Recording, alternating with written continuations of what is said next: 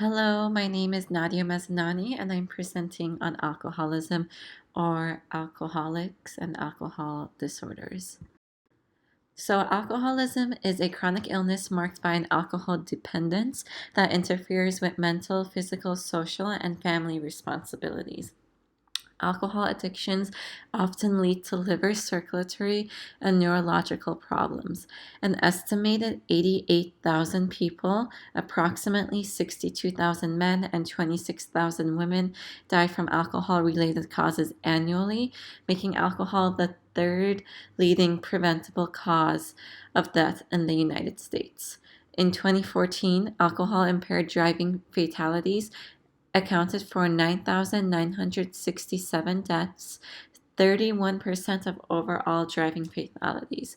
So you've probably seen the signs of don't drink and drive often, and we know that alcohol impairs our neurological skills, so we should not drink and drive. But often for the alcoholic, there's a lot more complexity that goes into the decisions that they're making, and it is often much more complex to get out of that abuse and alcohol addiction than we think it is.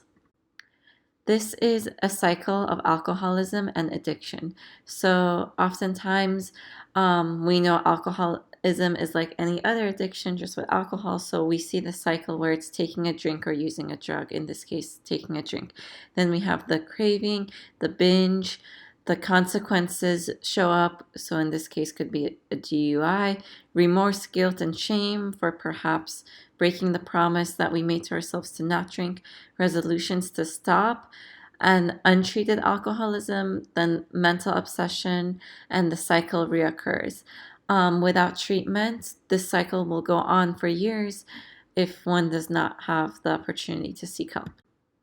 So, consequences of alcohol, we know that long term effects of alcohol will be reduced inhibitions and slurred speech. You can also get alcohol dependence, health problems, increased risk for certain cancers. If this continues for a long time, you could also have motor impairment and then eventually death. Alcoholic symptoms.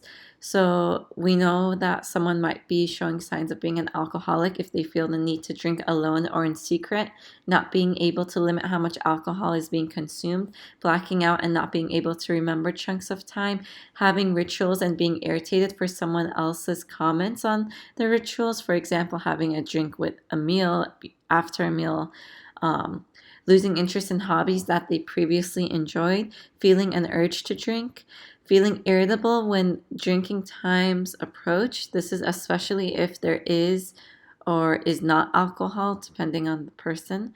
Storing alcohol in unlikely places, having problems with relationships, the law, finances, work that stem from their drinking habits, and needing more alcohol to feel its effect, like any other addiction where we eventually build up to it and need more and more for the same effect. Possible risk factors to alcoholism. So there is actually family history and genes that play into this. So your genes could affect your likelihood to develop alcoholism. Also, the age of your first alcoholic drink. So a study shows that the sooner you start drinking, if it was before 15 years, you might be more prone to having problems.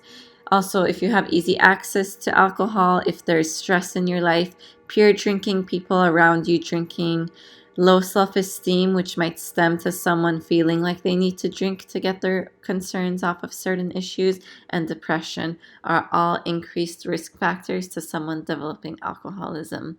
In this image of the martini, I included the little gene sequence because, again, some say that 40 to 50% of people who develop alcoholism is because of family history and because of their genes.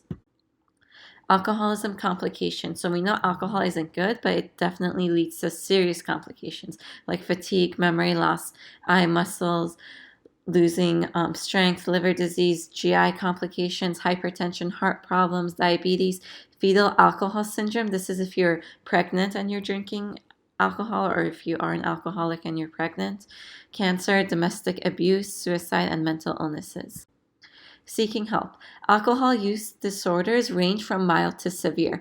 Many times someone starts as mild, But just because they have mild patterns doesn't mean it's not going to go into something serious over time. So we need to help people get into inpatient or outpatient alcohol rehabilitation programs. These treatments involve behavioral therapies, medications, support groups. Research indicates that remaining in an inpatient treatment for at least 90 days allows for better incomes. And the treatment focuses on more than a person's alcohol abuse because there is more behind that. There definitely could be other mental disorders or other reasonings that led to that alcohol abuse. Here are my references. I hope you enjoyed my presentation and were able to fully understand the depth of alcohol addiction and the help that needs to be sought when needed.